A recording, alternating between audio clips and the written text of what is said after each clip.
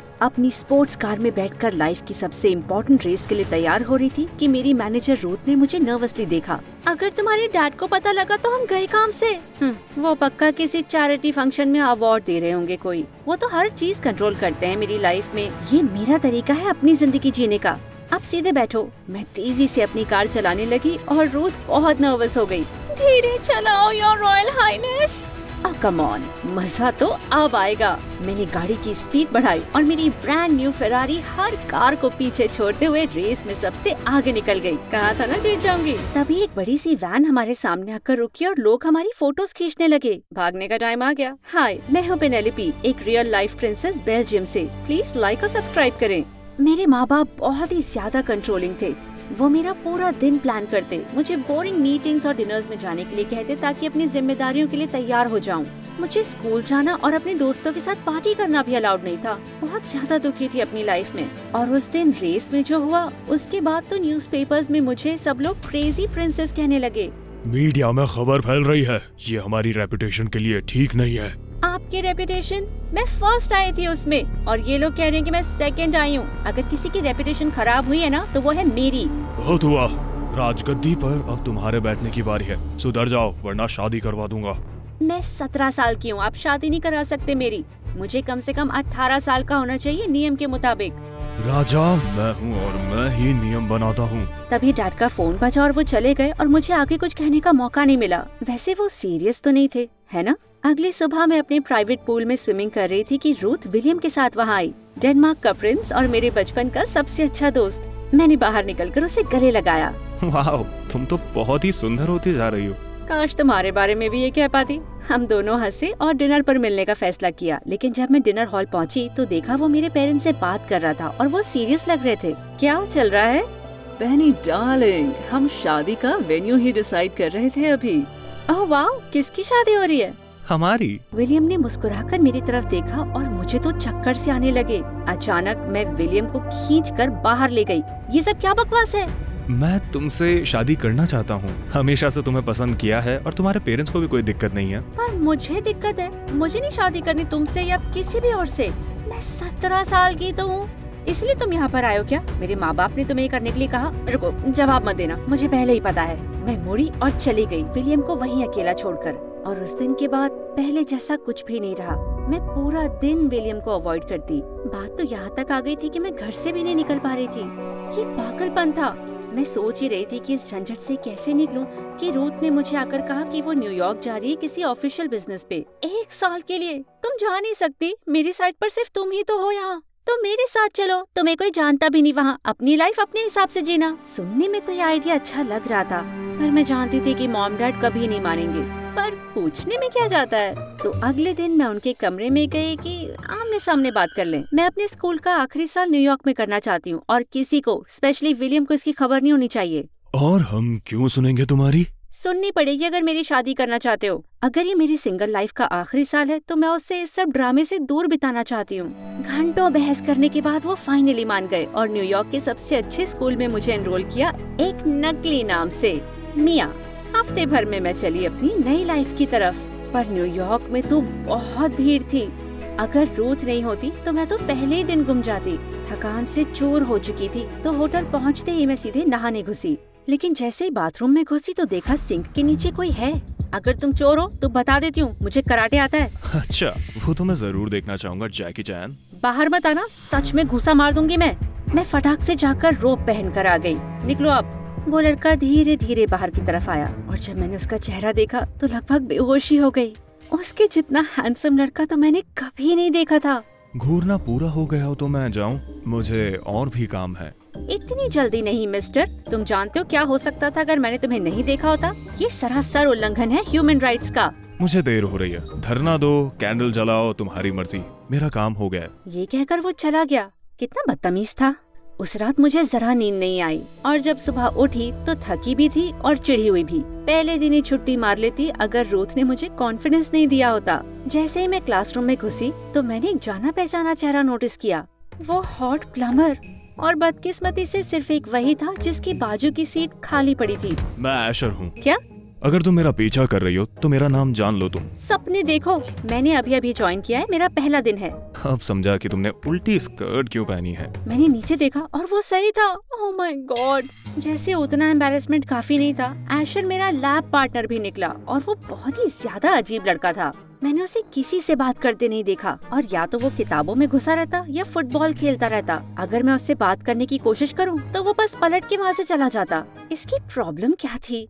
कुछ दिनों बाद स्कूल से आकर मैं आराम से रिलैक्स कर रही थी अपने होटल में कि तभी मेरे दरवाजे पर नॉक हुई। एशर, तुम अपने लैब के सामान की लिस्ट भूल गई थी। थैंक्स। वैसे तुम ये मुझे कल स्कूल में भी तो दे सकते थे। तुम्हारा पता नहीं, पर ये क्लास मेरे लिए बहुत ही इम्पोर्टेंट है, तो गड़बड़ मत करना प्लीज। मेरे लिए भी इम्पोर्टेंट है दिखता है। एनीवे, गप्पे मारता तुम्हारे साथ, पर अपनी नाइट जॉब के लिए लेट हूँ। कुछ लोगों को लाइफ में काम भी करना होता है। क्या ये मुझे निकम्मा कह रहा था? एशर जाने ही लगा लेकिन मैं उसके पीछे भागी। हे जर्क, तुम्हें लगता है कि पूरी दुनिया का बोझ तुम्हारे कंधों पर है, लेकिन ऐसा है नहीं। हर किसी की जिंदगी में प्रॉब्लम होते हैं, तो आज की बात मुझसे ऐसे बात मत करना। ये कहकर मैं वापस गई और दरवाजा उसके मुंह पे बंद किया। कितना बदतमीज टाइप का लड़का था ये, लेकिन जब मैंने इसके बारे में रूथ को बताया तो उसका अजीब ही रिएक्शन था। शायद वो तुम्हें पसंद करता है। क्या? नहीं, वो तो नफरत करता है मुझसे, पता नहीं क्यों, और इतना अकड़ू है वो। इतनी चिढ़ होती ना मुझे उससे सच में। और फिर भी अब तक हमने सिर्फ उसके बारे में बात की है। व्हाटएवर। कुछ दिनों के बाद हमारा एक सरप्राइज लिटरेचर टेस्ट हुआ जिसमें मैंने तो अच्छा किया, लेकिन एशर दुखी लग रहा था। और बाद में एक एक्सपेरिमेंट के दौरान उसने बहुत गड़बड़ कर दी और सब कुछ नीचे गिर गया। पक्का किसी बात को लेकर वो बहुत परेशान था। तुम ठीक तो हो? हाँ, मैं ठीक हूँ, तुम बस अपना काम करो। ठीक है, मैं बस पूछ ही तो रही थी। माफ करना, मेरा वो मतलब नहीं था। बात यह है कि मेरे लिटरेचर पेपर में बहुत ही खराब नंबर आए हैं। अगर सुधार नहीं हुआ तो मैं स्कॉलरशिप पाने का हर मौका खो दूंगा। स्कॉलरशिप क्या होती है? एशर ने मुझे कंफ्यूज होके देखा और फिर सब कुछ समझाया। मुझे कोई आइडिया नहीं था कि लोगों को एजुकेशन के लिए इतना स्ट्रगल करना पड़ता है। लाइफ में पहली बार मैं शुक्रगुजार थी कि मैं अमीर पैदा हुई। ठीक है, मैं हेल्प कर दूंगी। सच में? हाँ, लेकिन एक शर्त है, मुझे तंग करना बंद करना पड़ेगा। ठीक है? ठीक है। जल्द ही एशर और मैं मेरे होटल में पढ़ाई करने लगे साथ में, और मैंने देखा वो वाकई बहुत बुरा था। मेरा प्यार एक लाल गुलाब की तरह है और वो जून में खिलता है। ऐसे कौन बात करता है? अब मेरा हाथ पकड़ो, मेरी आंखों में देखो और फिर से कहो, और प्लीज रोबोट के जैसे मत पढ़ो। एशर ने गहरी सांस ली और फिर अच्छे से पढ़ा, पर जैसे ही उसने मेरा हाथ पकड़ा मेरे पेट में गुदगुदी होने लगी। मेरा प्यार एक गुलाब की तरह है जो जून में खिला है, तुम्हारे सुर से मिला है। ये कैसा था? वाह, ये तो बहुत अच्छा था। हाँ कूल, ये तो अच्छा था, काफी अच्छा था एक्चुअली। मेरा दिल तो बहुत तेजी से धड़कने लगा था। आखिर ऐसा हो क्यों रहा था? ऐसा तो मेरे साथ कभी नहीं हुआ था।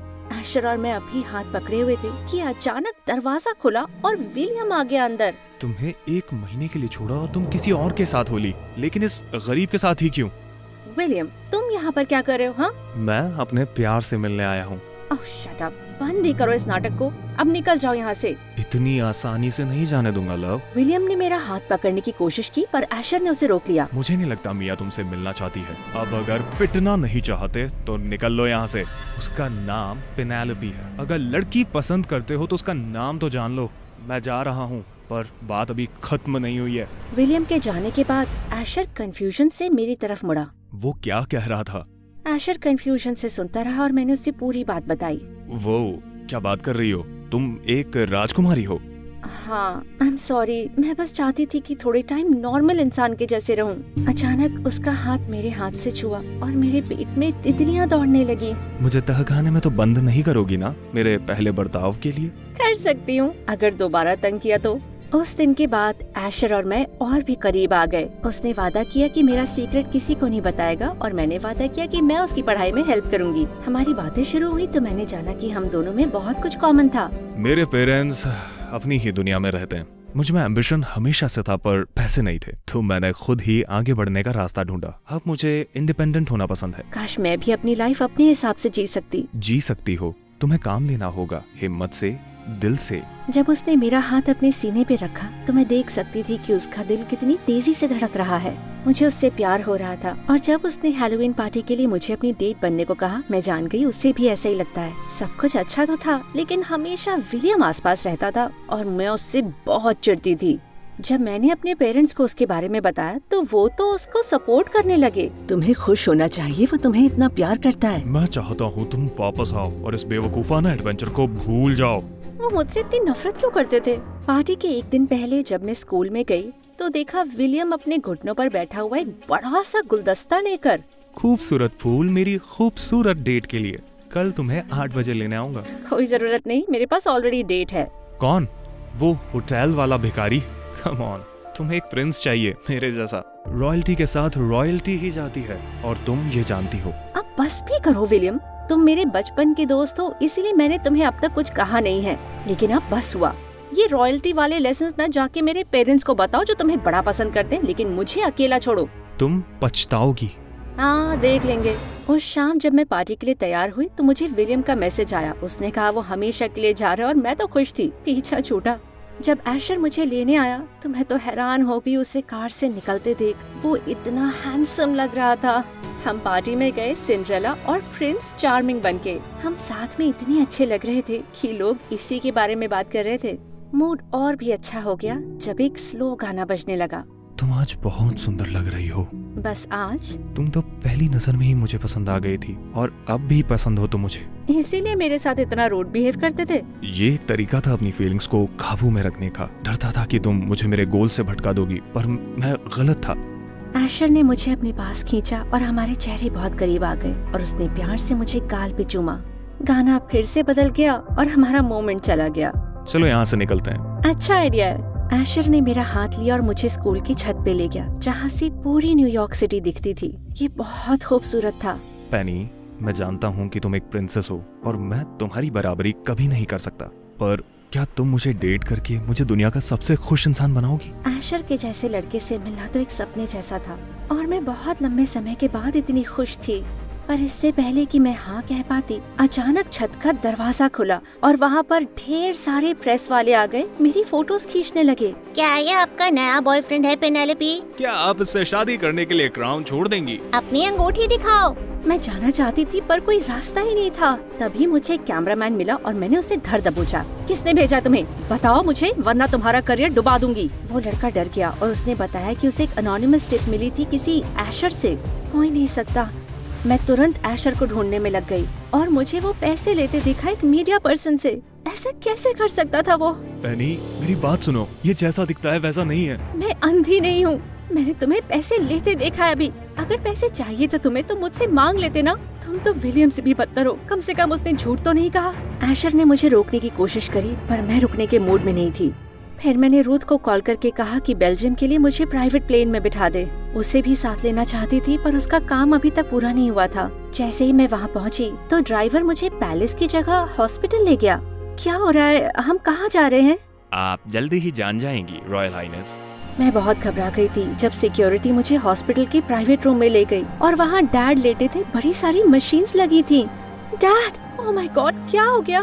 पेनी, तुम्हें देखकर अच्छा लगा। मॉम ने बताया कि डैड की तबीयत काफी टाइम से खराब चल रही थी। जब उन्हें पता लगा कि मैं रॉयल्टी के बाहर किसी को डेट कर रही थी तो उनसे सहा नहीं गया। आई एम सॉरी डैड, मैंने आपको निराश किया, पर मैं अपना सबक सीख गई हूँ। आप जो चाहते हैं वो करूँगी।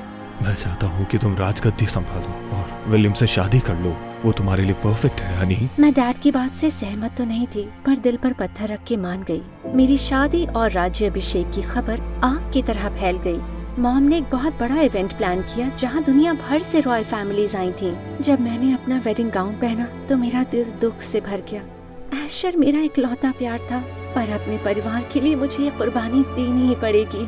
मैं शादी के लिए आगे बढ़ रही थी कि रूथ चर्च में भागते हुए आई। रुको, ये शादी नहीं हो सकती। रूथ, ये क्या कर रही हो तुम? मुझे शादी करनी पड़ेगी अपने परिवार के लिए। अरे ड्रामा बंद करो, ये तुमसे प्यार नहीं करता है, सिर्फ पैसे के लिए तुम्हारे साथ है। रूथ ने सबको बताया कि मेरे जाने के बाद वो मेरे होटल मेरा सामान लेने गई और देखा विलियम वहाँ पर था, पर उसने तो कहा था वो जा चुका है। यही तो मैं भी सोच रही थी, तो मैंने उसका पीछा किया और देखा वो क्लब में दूसरी लड़कियों के साथ मेकआउट कर रहा था। उसने फिर बताया कि विलियम के पेरेंट्स तो कंगाल हो चुके थे और वो ये शादी सिर्फ पैसे के लिए कराना चाहते थे। ये सच नहीं है, ये झूठ बोल रही है। यही था जिसने मीडिया को तुम्हारे बारे में बताया, पैसे के लिए। मैंने विलियम की तरफ देखा जो सफेद पड़ चुका था। सच बताओ अभी। ठीक है, मैंने किया है ये और मुझे दुख नहीं है इसका। तुम उस भिखारी को कैसे चुन सकती हो? मैं रॉयल्टी हूँ। मैंने खींच कर उसे तमाचा मारा। कसम से विलियम, अगर तुमने रॉयल्टी एक और बार कहा ना तो अरेस्ट करवा कर जेल में फेंकवा दूंगी मैं। अब अगर तुम में जरा भी शर्म बाकी है तो अपने पेरेंट्स को लो और निकल जाओ। उस रात जब मैं पैलेस पहुंची तो मॉम डैड मुझसे माफी मांगे जा रहे थे और ये डिसाइड किया कि मैं राजगद्दी पर बैठूंगी, पति हो या ना हो। लेकिन उसके पहले मुझे एक और काम करना था। रूथ, जानती हूँ, ये रहा तुम्हारा टिकट, जाओ उसके पास। मैंने उसे हक किया और तुरंत न्यूयॉर्क के लिए निकल गई और सेम होटल में गई। रूम में पहुंचकर मैंने सिंक ढीला कर दिया और खासकर एशर के लिए पूछा, एक्सक्यूज मी, कोई है यहाँ? मैं यहाँ हूँ, मुझे पेचकस पकड़ाना प्लीज। मैम आप बाहर आएंगी प्लीज? ठीक है, जरा मैं। आओ पेनी, क्या कर रही हो यहाँ तुम? बाहर निकलो वहाँ से। तुम्हें चोट लगी है? उतनी नहीं जितनी मैंने तुम्हें पहुँचाई है। तुम पर भरोसा ना करने के लिए माफ कर दो। रूथ ने मुझे बताया कि ये सब विलियम का किया धरा था। मैं बस उन्हें पैसे देकर भगा रहा था। अब जानती हूँ मैं। तो क्या तुम मुझे माफ करते हो या ऑर्डर देती हूँ मुझे माफ करने का, क्योंकि अब मैं रानी बन चुकी हूँ ना। एशर ने मुझे किस किया और ये बिल्कुल वैसा था जैसे मैंने सोचा था।